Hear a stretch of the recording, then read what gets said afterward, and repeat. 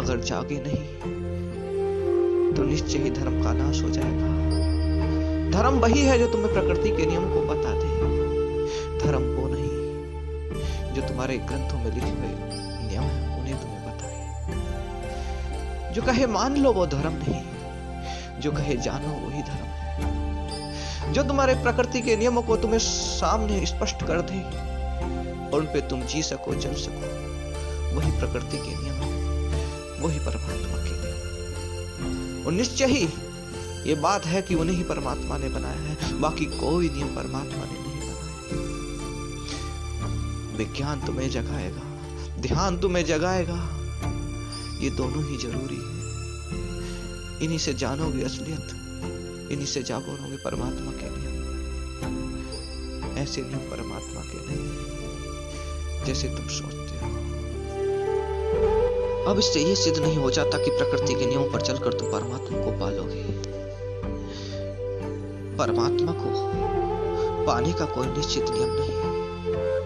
प्रकृति के नियमों पर चलकर तुम अपनी उन्नति तो कर सकते हो, और जरूरी है कि इंसान प्रकृति के नियमों पर चले क्योंकि वही ईश्वर के नियम है। लेकिन उनसे परमात्मा को पाले ऐसा जरूरी नहीं। जरूरी नहीं मैं इसलिए कहता हूं कि ऐसा हो भी सकता है और नहीं भी, क्योंकि परमात्मा के पाने का कोई निश्चित नियम नहीं। परमात्मा को पाना तो तुम्हारी मौज है, तुम्हारा आनंद है, और आनंद मौज कोई निश्चित नियम नहीं।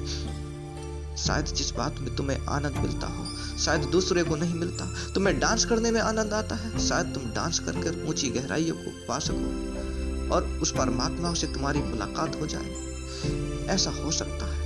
लेकिन दूसरे व्यक्ति को भी इसी रूप में प्राप्त हो जाए ऐसा जरूरी नहीं।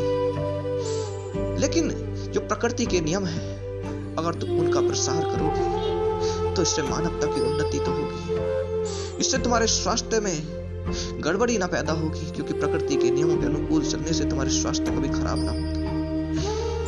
क्योंकि अगर तुम सुबह सुबह टहलते हो और सूरज की पहली किरणें तुम्हारे ऊपर पड़ती है तो ये प्रकृति का ही नियम है कि तुम्हें विटामिन डी मिले, क्योंकि सूरज की पहली किरणों में विटामिन डी का आना ऐसा प्रकृति का नियम है और यही परमात्मा का नियम है। इससे तुम्हारा स्वास्थ्य तो ठीक रह सकता है, लेकिन तुम परमात्मा को पालो ये जरूरी नहीं।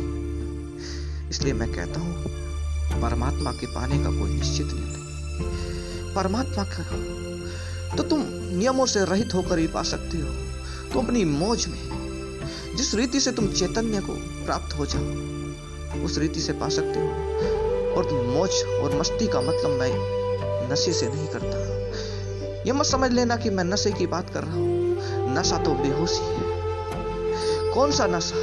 शराब का नशा।